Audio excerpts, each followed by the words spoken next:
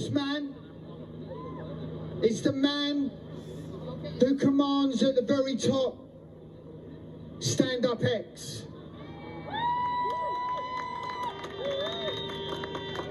A young man who walks around like an old man with wisdom, leading the people. A man who speaks for the people, who has tirelessly worked to speak for the people. I give a lot of respect and love and would like to welcome Nacho.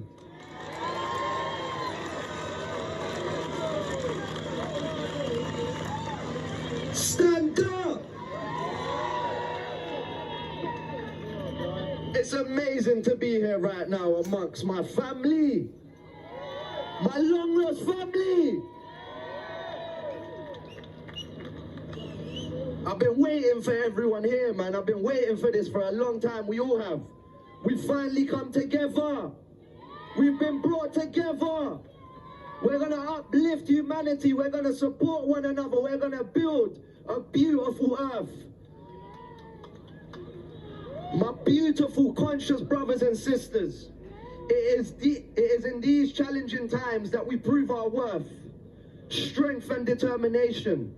There is no system, strategy or agenda that is more powerful than our love, unity and cohesion. We have realized our potential.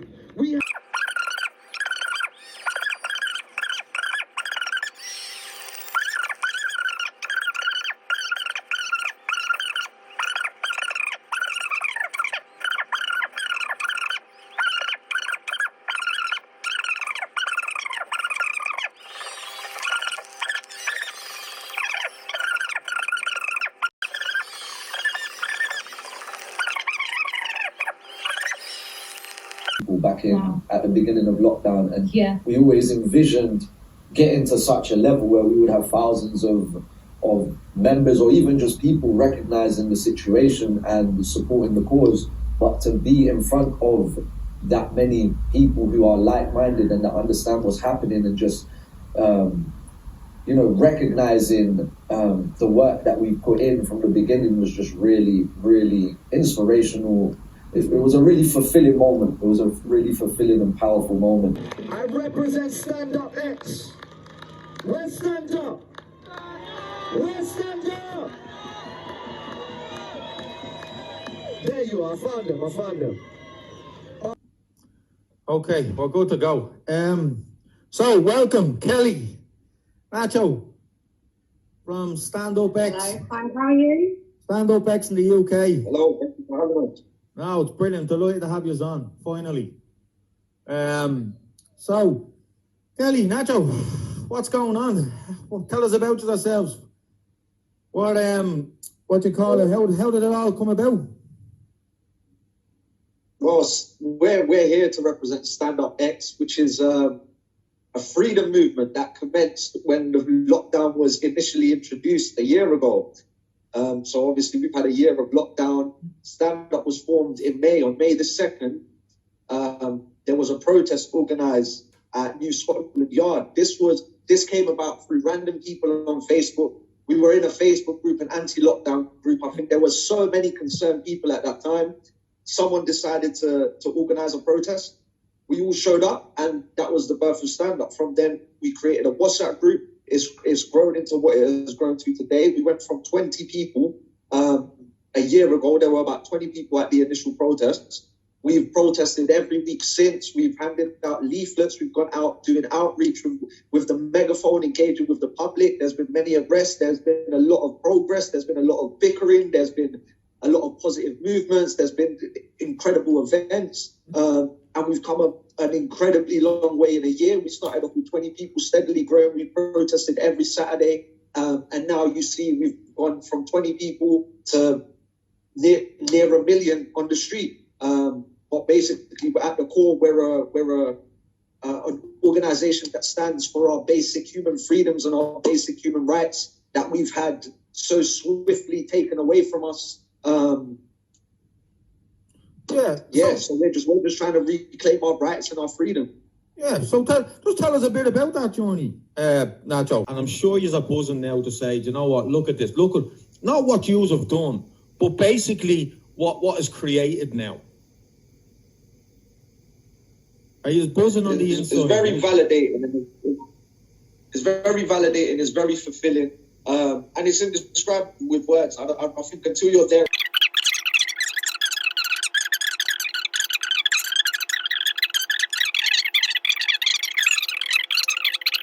it is. But I think we also need to stay focused on what we need to achieve, because it's all well and good having the numbers on the streets. We need to use those numbers to demand change, to instill the change that we need to see. Because really and truly, I don't know how much it bothers these people, the 1%, seeing 1 million people march on the street. Their agenda carries on, their agenda carries on. We're not rowdy, nothing. We just go, we march and we go home. We've not affected their life. It's wonderful. It boosts morale and, it gets people out. It makes everyone feel connected.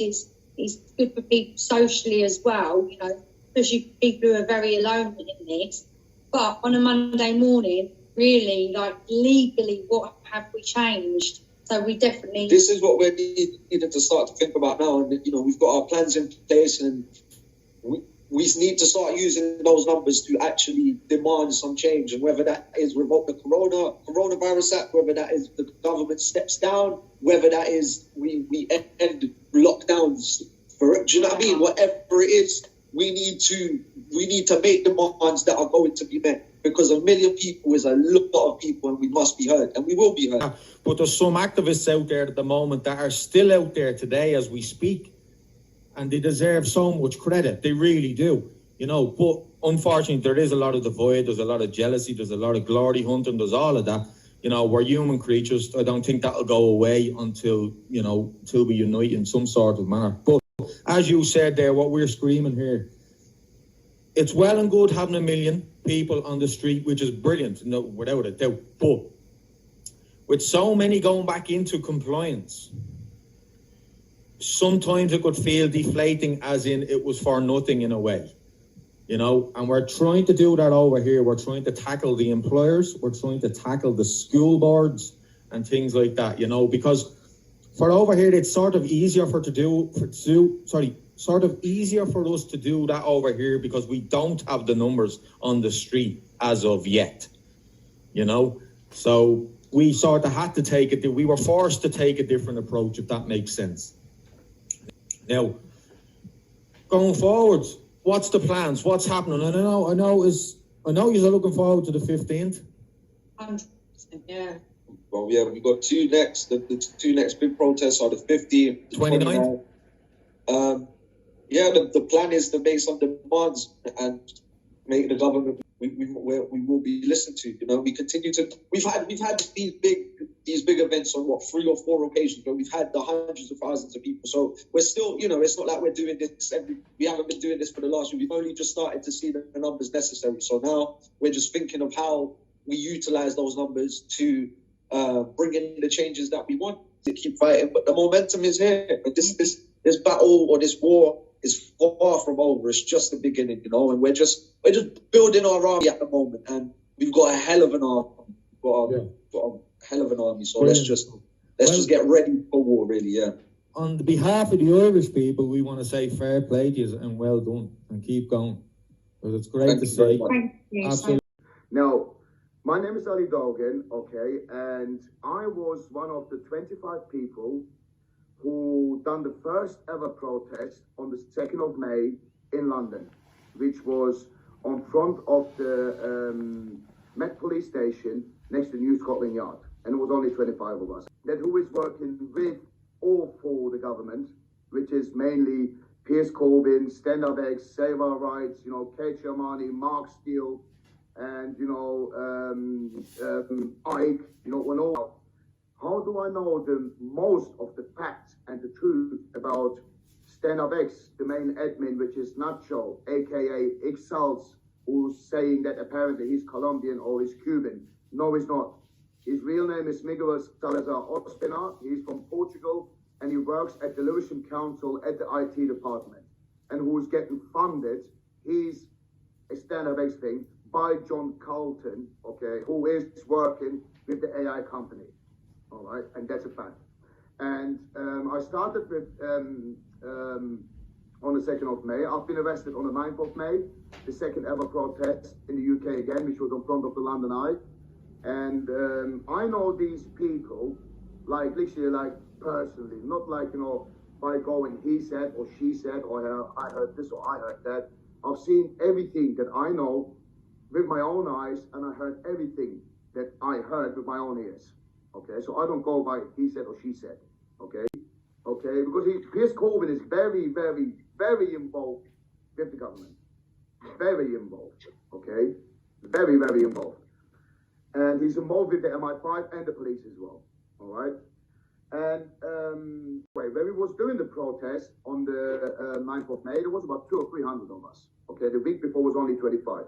But we was going to walk from the London Eye up on top of the bridge, across the across the bridge towards Parliament Square. Okay, and we couldn't go up that bridge, all right, because the police was blocking them stairs on top of the stairs. They were blocking it.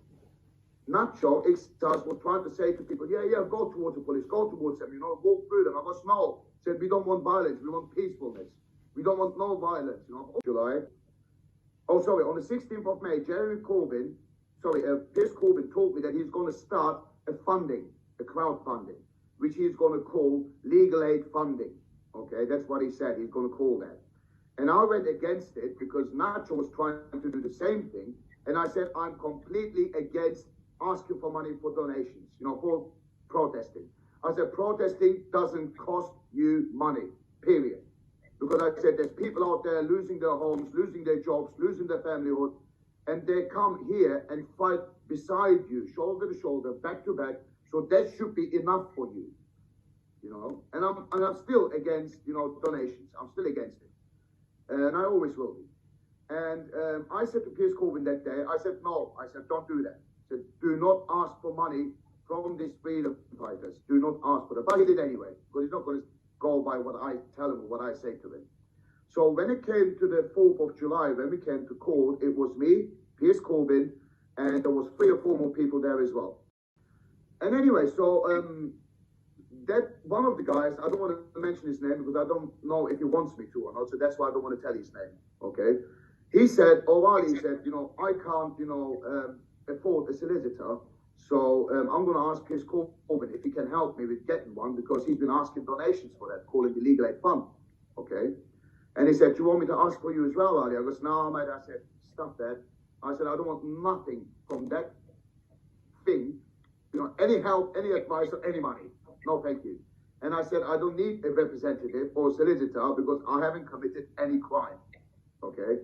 So this is going to get thrown out of the window anyway. You know, all the charges, all the fines, everything will get thrown out of the window. And anyway, so this guy did go up to him and said to him, well, Piers, can you help me? Okay, because you can ask him for donations for legal aid funding, and I can't afford a solicitor. And he said, oh, yeah, we will see what we can do. And then he just brushed it off, all right? So after a while, I've been, you know, been approached from that female who was working with Piers Corbyn, who was looking after these donations account, okay?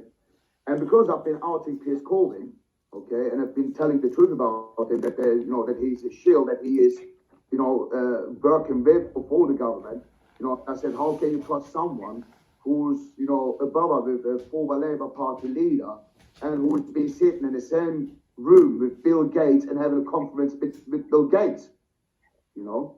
And don't tell me that he's not on with his brother. He always gets on with his brother. He always did and he always will. Okay? So that woman said, there's something about Piers Corbyn which I'm looking to, Ali. And he said, you are right. Okay, he is a shield. He is not trustworthy. And he said, but he said, I want to show you this account, how much money is in that account. But he said, don't ask me, get a screenshot or send me a screenshot. I'll send you a screenshot. Because he said, if I do that, Piers Corbyn will know that I gave you this information, okay? So he will get rid of me before I even can achieve of what I want to achieve. And I said, that's fair enough. Because I said, as long as I see it with my own eyes, you know, so that as long as I know it, you know, I don't have to prove people something because you can't make somebody believe what they don't want to believe. You only can help people who wants to be helped. That's always what I say. So in that account was £107,000 being donated to him. £107,000.